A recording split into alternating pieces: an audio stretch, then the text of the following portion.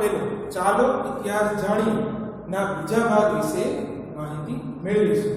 બીજા ભાગ વિશે માહિતી મેળવતા પહેલા આપણે પ્રથમ ભાગમાં ભણી ગયા કે ઇતિહાસ જાણવાના સ્ત્રોત કયા કયા છે. ચાલો તેનું ફટાફટ રિવિઝન કરીએ. તો ઇતિહાસ જાણવાના સ્ત્રોત જેમાં આપણે 5 સ્ત્રોત વિશે માહિતી લીધી. પ્રથમ તાળપત્ર એટલે કે તાળના વૃક્ષના પર્ણ પર લખેલી માહિતી. ભોજપત્ર એટલે ભુજ નામના વૃક્ષની પાતળી આંતરછાલ ઉપર લખેલી માહિતી. આ બંને ઉપર લખેલી માહિતીને કહેવાય હસ્તપત્ર. તેની સાથે તામ્રપત્ર એટલે કે ધાતુના ચોરસ, લંબચોરસ કોઈ પણ આકારના ટુકડા ઉપર કોતરીને લખવામાં આવેલી માહિતી. તેની સાથે આપણે અભિલેખો વિશે માહિતી લીધી. અભિલેખો એટલે શું? તો અભિલેખો એટલે પથ્થરની મોટી શિલા સ્તંભ ઉપર કોતરવામાં આવેલી માહિતી. અને છેલ્લું સિક્કા દ્વારા પણ આપણને ઘણી બધી પ્રાચીનતમ યુગની માહિતી મળી રહી છે. તો આ બધી માહિતીથી ફાયદો શું છે તે પણ આપણે જોયું. દવાઓ, રાજા મહારાજાઓની સિદ્ધિઓ, સંસ્કૃતિ, જીવનશૈલી, ત્યાંની કોઈ પણ રહેણી રીત રિવાજ, આ બધી જ માહિતી આપણને આમાંથી મળી રહે છે. ત્યારના વિજ્ઞાન અને ત્યારના સમયગાળાની પણ માહિતી આપણને મળી રહે છે. તો આ બધી જ માહિતી આપણને આ 5 બાબતમાંથી મળે છે. બીજી ઘણી બધી બાબત છે, પણ મુખ્ય 5 મુદ્દા જે આપણે ભણી ગયા: તાળપત્ર, ભોજપત્ર, તામ્રપત્ર, અભિલેખો અને સિક્કાઓ. તમને યાદ હશે ને કે સૌથી જૂના સિક્કાઓ કયા? પંચમાર્ક સિક્કા. તો આ બધી જ વસ્તુ આપણે પહેલા વિડીયોમાં ભણી ગયા. જો ભૂલી ગયા હો તો ફરીથી જોઈ અને યાદ કરી લેજો. આજે આપણે ભણવાનું છે તે છે આપણા કોઈ પણ ઇતિહાસકાર એટલે કે પુરાતન શાસ્ત્રીઓએ જે કોઈ પણ માહિતી અંકિત કરી તે કેવી રીતે કરી હશે, ક્યાંથી કરી હશે અને તેના દ્વારા આપણને શું માહિતી મળી. આ પહેલા તમારા પાઠમાં સૌપ્રથમ પેજ ઉપર એક માહિતી લખી છે કે 4000 વર્ષ પહેલા ભુજમાં એક પ્રાચીનતમ સંસ્કૃતિની અથવા તો પુરાતન શહેર મળી આવ્યું. તો તે માહિતી, પ્રાચીનતમ સંસ્કૃતિની માહિતી કેમ મળી? તો ખોદકામ કરી અને તે પ્રાચીન શહેર, પ્રાચીન નગર ધોળાવીરા નજીક આવેલા એક ગામમાંથી હડપ્પી સંસ્કૃતિના ઘણા બધા અવશેષો મળેલા. તો આ અવશેષો અને આ માહિતી આપણને આ ખોદકામ દ્વારા મળી. આવું બધું કોણે કર્યું છે? તો તેને કહેવાય પુરાતન શાસ્ત્રી, અથવા તેનો એક બીજો નામ છે તો આર્કિયોલોજિસ્ટ. આર્કિયોલોજિસ્ટ આ બધી જ માહિતી કોઈ પણ સ્થળેથી કોઈ પણ રીતે પોતાના જીવનના કિંમતી સમયને વાપરી અને આપણી માટે ગોતે છે. તો આ માહિતીથી ત્યારની સંસ્કૃતિની અને ત્યારની રહેણી કહેણીની આપણને ખબર પડે, જે આપણને ઘણી વખત કરી મદદરૂપ થાય છે. માનવ સમાજની પ્રાચીનતમ માહિતી એટલે ઇતિહાસ. ઇતિહાસ એટલે માનવ સમાજની અત્યાર સુધીની, થોડાક સમય પહેલા તથા ખૂબ સમય પહેલા ઈસવીસન પૂર્વેની પણ માહિતીને આપણે ઇતિહાસ કહીએ છીએ. તે માહિતી આપણને કોણ લાવીને આપે છે? તો ઇતિહાસકારો, આર્કિયોલોજિસ્ટ. તે માહિતી કેવી રીતે લાવે છે? તો મેં તમને હમણાં જ કહ્યું કે ધોળાવીરા નજીક હડપ્પી સંસ્કૃતિ આખું નગર જમીનની નીચે દટાઈ ગયું હતું. તેને ખોદીને આખું નગર બહાર કાઢ્યું. તો એ નગરના ઘણા બધા તત્વ, ઘણી બધી વસ્તુઓ જે હોય હયાત, જે આપણને જોવા મળે. ત્યારના મકાનો, ઈંટો તથા ત્યારે વપરાતી બધી વસ્તુઓ જે ખોદકામ કરીને ફરીથી કાઢવામાં આવે અને તેના ઉપરથી ત્યારની સંસ્કૃતિની માહિતી મળે છે. તો મકાનો, ઈંટો, સિક્કા, પથ્થર, ઓજારો, ખોરાકના નમૂના, મનુષ્ય અને પ્રાણીના હાડકાં, આ બધું જ જમીનની નીચેથી ખોદી અને બહાર કાઢવામાં આવે, અથવા તો કોઈ પણ સ્થળે તેની માહિતી મળે તો તેના ઉપરથી તેનો અભ્યાસ કરી અને આવા ઇતિહાસકારો આપણને ઇતિહાસને જીવંત કરી દે છે. તો ત્યારના સમયગાળાને આપણી સમક્ષ જીવંત કરી દે છે. તો આ બધું કરવાથી આપણને પ્રાચીન સંસ્કૃતિની ખબર પડે છે. તમે ઘણા બધા પિક્ચર, ઘણા બધા મૂવીઝમાં અથવા ઘણી સિરિયલમાં પ્રાચીન સંસ્કૃતિના ઘણા બધા વિષય વિશે જોતા હશો. તમને જોવું ગમતું પણ હશે, પણ આ માહિતી આપી ક્યાંથી? તો તેની પાછળ આવા ઘણા બધા ઇતિહાસકારોની ઘણા વર્ષોની મહેનત હોય છે અને તેમણે પોતાનું જીવન આની પાછળ જ વ્યતીત કર્યું હોય છે. તો તેના દ્વારા આપણને આ બધી માહિતી મળતી હોય છે. પ્રવાસીઓ એટલે શું? તો પ્રવાસીઓ એટલે આપણે અત્યારના જોવો છો તો એક જગ્યાએથી બીજી જગ્યાએ સફર કરનાર વ્યક્તિ ઘણા બધા હોય, પણ એ પ્રવાસ નહીં આપણે સ્કૂલમાંથી, શાળામાંથી અથવા તો ઘરેથી પ્રવાસ કરવા ગયા અને 2-4 દિવસમાં પાછા આવ્યા, એટલો પ્રવાસ નહીં. ઘણા બધા લોકો પોતાના જીવન દરમિયાન એક સ્થળ ઉપર થોડોક સમય રહેતા હોય છે, ત્યારબાદ કોઈ બીજા સ્થળે રહેવા જતા હોય છે, ત્યારબાદ અન્ય સ્થળે રહેવા જતા હોય છે. તમે ખાલી ભારત જ જુઓ, અત્યારનું વર્તમાન ભારત, વર્તમાન એટલે હાલનો સમયગાળો. તો આ ભારતની અંદર પણ તમને ગુજરાતમાંથી રાજસ્થાનમાં જાઓ તો રહેણી કહેણી, ભાષા, રીત રિવાજ, ખોરાક બધું જ અલગ.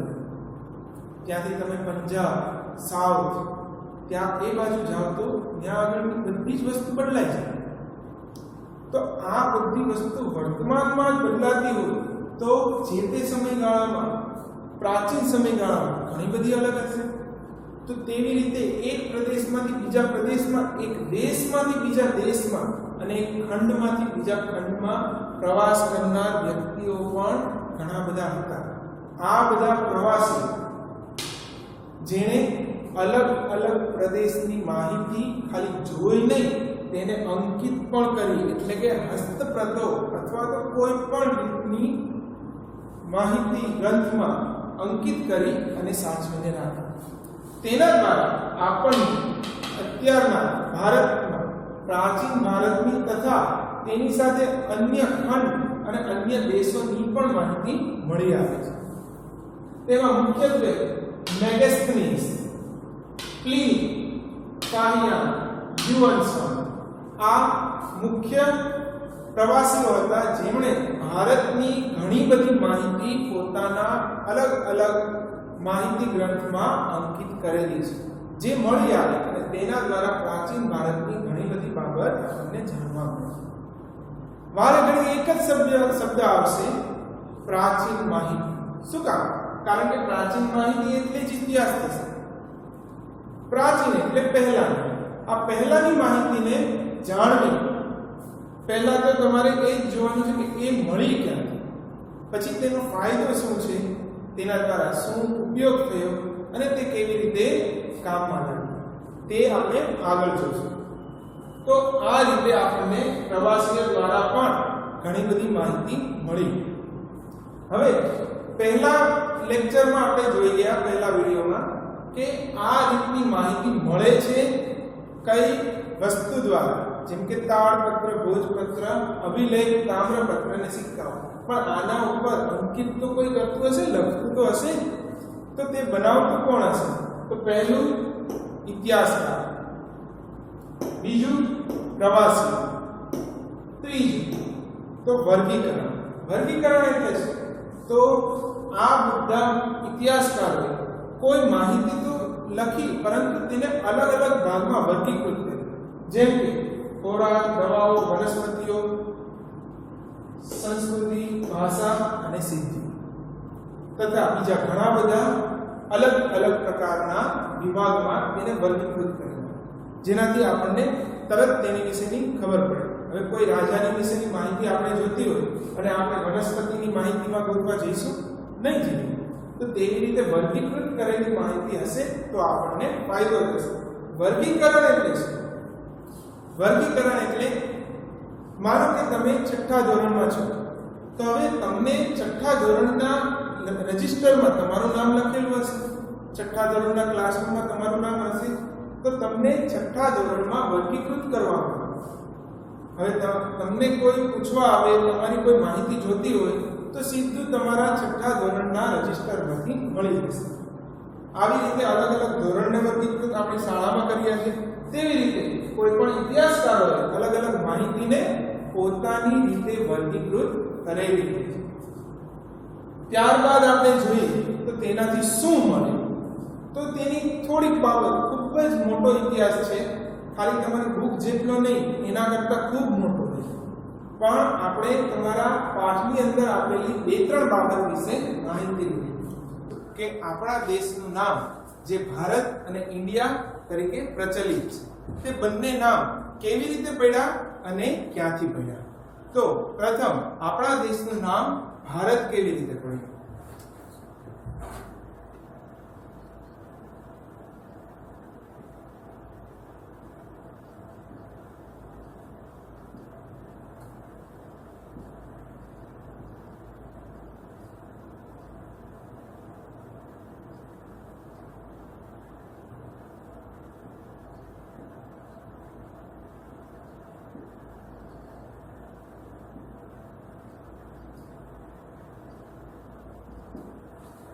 તો ભરત નામનો એક મોટો માનવ સમુદાય તે ભારતના ઉત્તર પશ્ચિમ ભાગમાં આવીને વસવાટ કરવા લાગ્યો.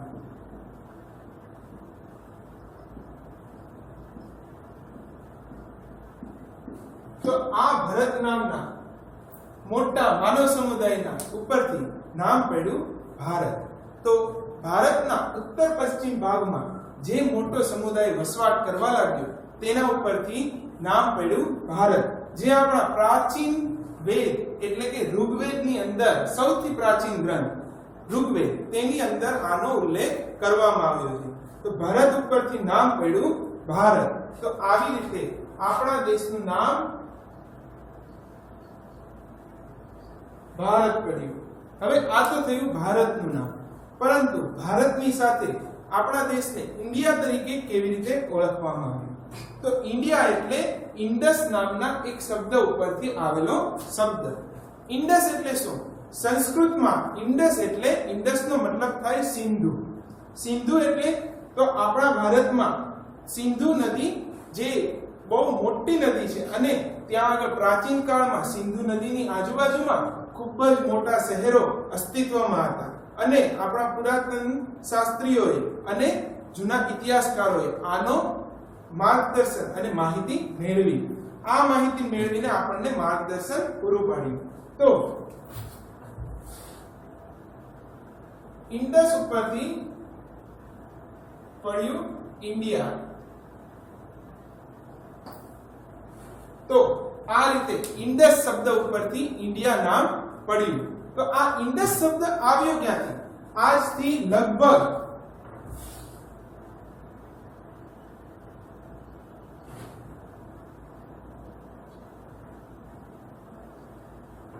2500 વર્ષ પૂર્વે એટલે કે 2500 વર્ષ પહેલા ગ્રીસ અને ઈરાનીઓ ભારતના ઉત્તર ભાગમાં વસવાટ કરતા હતા, અથવા તો ત્યાં આગળ તે પોતે પ્રવાસ તરીકે આવતા હતા. પ્રવાસી એટલે શું? તો એક જગ્યાએથી અન્ય વસ્તુ માટે, કોઈને કોઈ ચીજ વસ્તુઓ માટે, કોઈને કોઈ વસ્તુ જોવા અથવા તો તેની પ્રાપ્તિ કરવા માટે તે કોઈને કોઈ પ્રદેશમાં ફરતા હોય. તો આવી રીતે ફરતા ફરતા તે ભારતમાં પણ આવતા. તો તે ત્યાંથી પરિચિત હતા. કયા ભાગથી? તો ભારતના ઉત્તર પશ્ચિમ ભાગથી અથવા તો સિંધુ નદીની આજુબાજુના ભાગથી. તો સિંધુ નદીની આજુબાજુના ભાગથી ગ્રીસ અને ઈરાનીઓ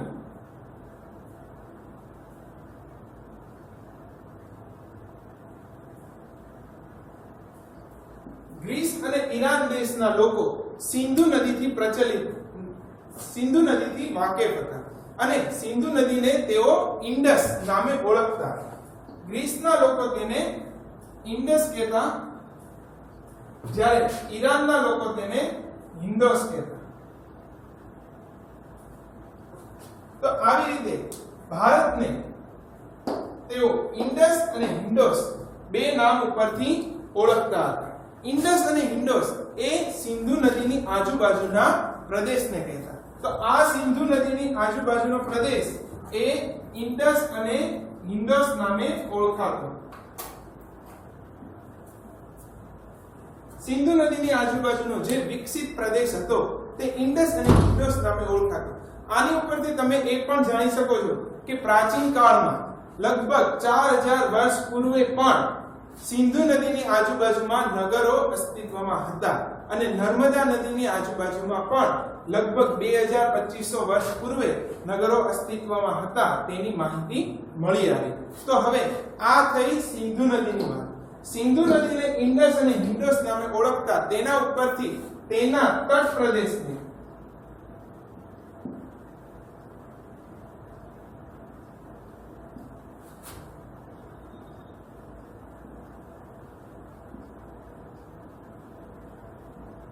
સિંધુ નદીના તટ પ્રદેશને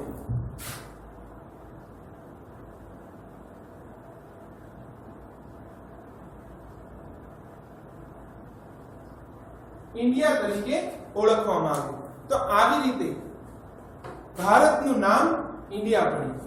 હવે બીજી વસ્તુ જે તમારે જોવાની છે એ કે ભારતને ભારત અને ઇન્ડિયા શા માટે કહેવાય છે તે આપણે જોઈ લીધું, પરંતુ તેની સાથે તમે જોવા જાઓ તો આ કઈ સાલમાં થયું અને કઈ વખતે થયું તે જરૂરી છે. તો આપણે અહીંયા તરત જ જોયું કે 2500 વર્ષ પૂર્વે. તો કોઈ પણ ઘટના હોય તે જાણવા માટે તેની સાથે સાલ હોવી જરૂરી છે, તેનો સમયગાળો હોવો જરૂરી છે. હવે આ સમયગાળો કોઈ પણ ઘટનાને દર્શાવવા માટે ખૂબ જ જરૂરી છે. આ સમયગાળો એટલે શું?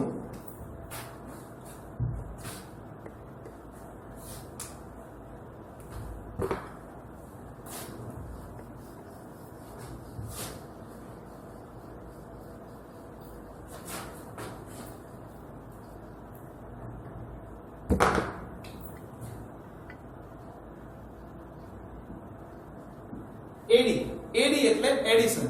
આપણે કોઈ પણ સાલ જોઈએ તો ઈસવીસન અથવા એડિશન ના નામથી આપણે ઓળખીએ છીએ. જેમ કે અત્યારના છે એડિશન 2020. આને કહી શકાય ઈસવીસન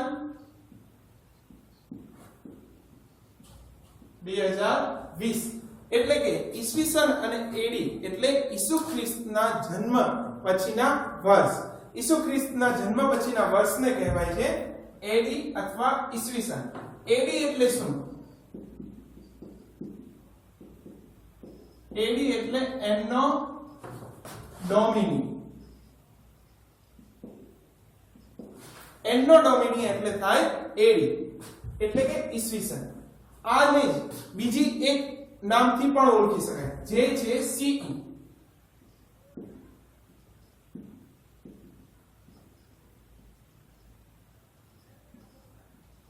કોમન એરા.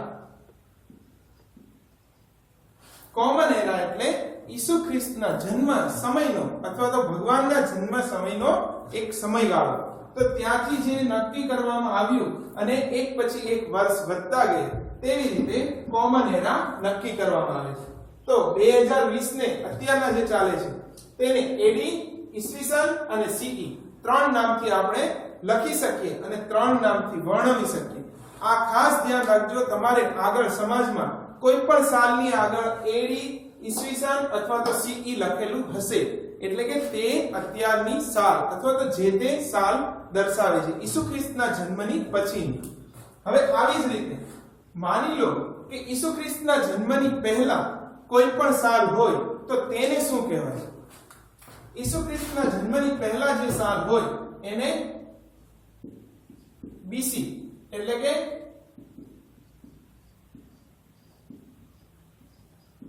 Before Christ. બિફોર ક્રાઇસ્ટ ઈસુ ખ્રિસ્તના જન્મ પહેલાની ઈસવીસન પૂર્વે જે ઈસુ ખ્રિસ્તના જન્મ પહેલાની સાલ છે તેને બીસી અથવા તો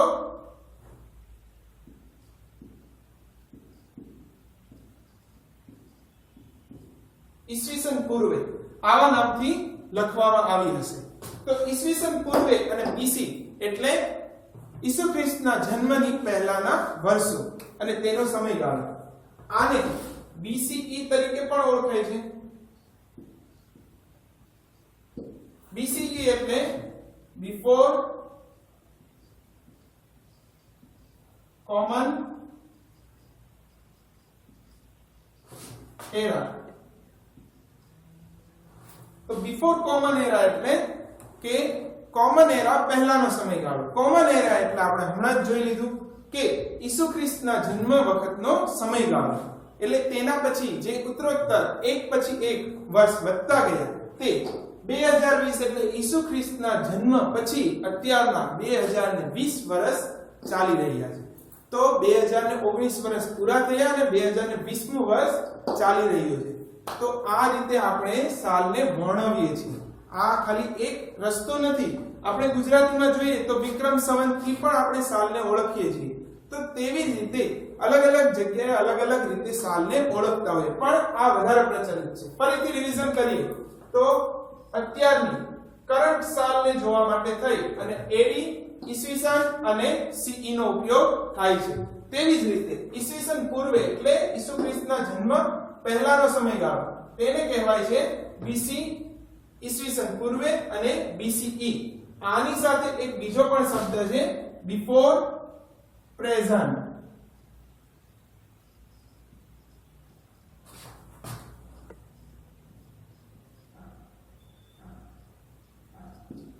બિફોર પ્રેઝન્ટ પણ તેને કહેવામાં આવે. તો આ આપણે જોયું આપણા સમયગાળા કે ઈસવીસન પહેલા, ઈસવીસન પૂર્વે કોને કહેવાય અને ઈસવીસન કોને કહેવાય. ઈસુ ખ્રિસ્તના જન્મ પહેલાનો સમયગાળો અને તેની પછીનો સમયગાળો. તો આ તમારે ખાસ યાદ રાખવું જરૂરી છે. આની સાથે આપણે આ પાઠ પૂરો કરીએ છીએ અને આવતા વખતે નવા પાઠ સાથે ફરીથી મળશું. અસ્તુ. આભાર.